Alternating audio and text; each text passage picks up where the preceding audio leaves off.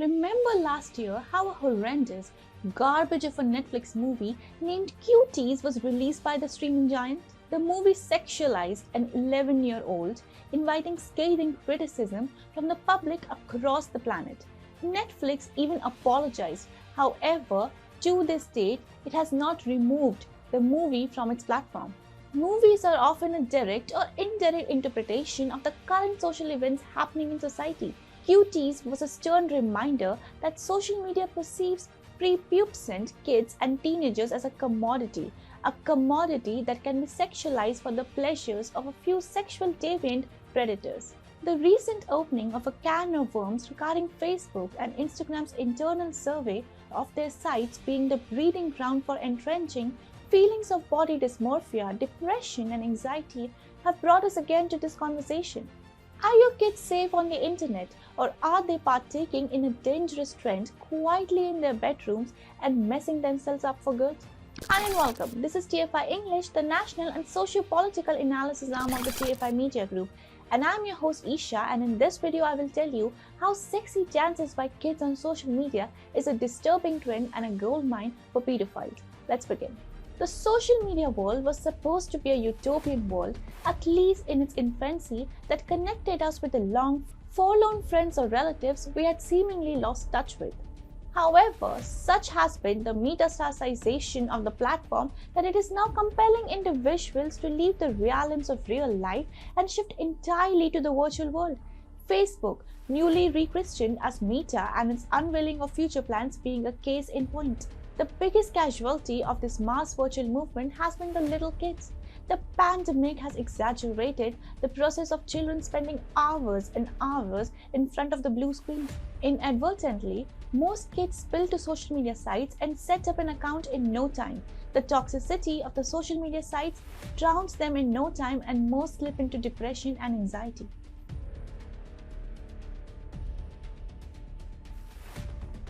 According to leaks by whistleblowers, Facebook, the social media giant, had kept internal research secret for 2 years that suggests its Instagram app makes body image issues worse for teenage girls.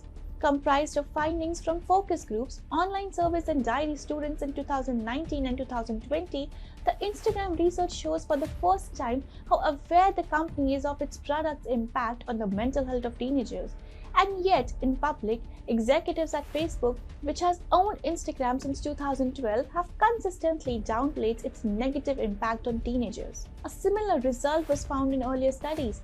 In 2017, British researchers asked 1,500 teens to rate how each of the major social media platforms affected them on certain well-being measures, including anxiety, loneliness, body image, and sleep. Instagram scored as the most harmful, followed by Snapchat and then Facebook.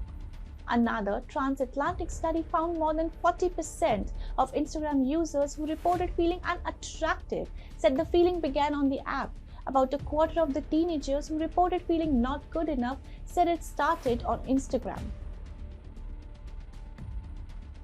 If TikTok was a menace filled with grotesque and at times lewd content that millions of Indians were served up in atrocious quantities, the banning of the app has allowed Facebook-owned Instagram to take its place by practically usurping the UI of the Chinese platform and similarly serving objectionable and obscene content. TikTok was a Chinese platform built and introduced in India with the sole purpose to harvest the data of its users to send it back to Politburo sitting in Beijing.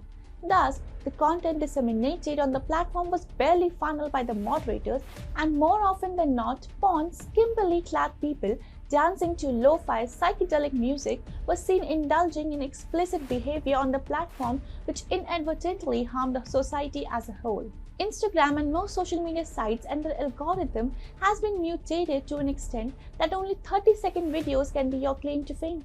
However, once the views ratchet up, so does the pressure to keep it going.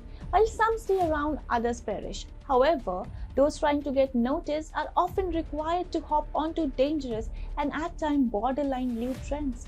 Skin show, obscene ads, profane language, and sexually suggestive behavior form the cornerstone of most social media trends, and teenagers blindly follow them, not knowing that the sites are comprised with predators lurking in the shadows and formulating strategies to target them.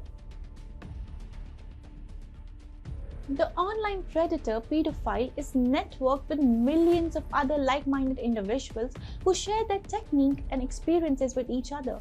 They know how to identify the most vulnerable victims and what techniques to use to groom children into sending nude images or videos to them.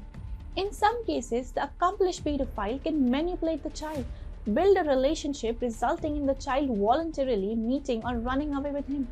These predators are skillful. One can even say they are modern day con artists. They sympathize with the emotionally vulnerable teenagers who are still trying to find themselves while their bodies are going through substantial changes.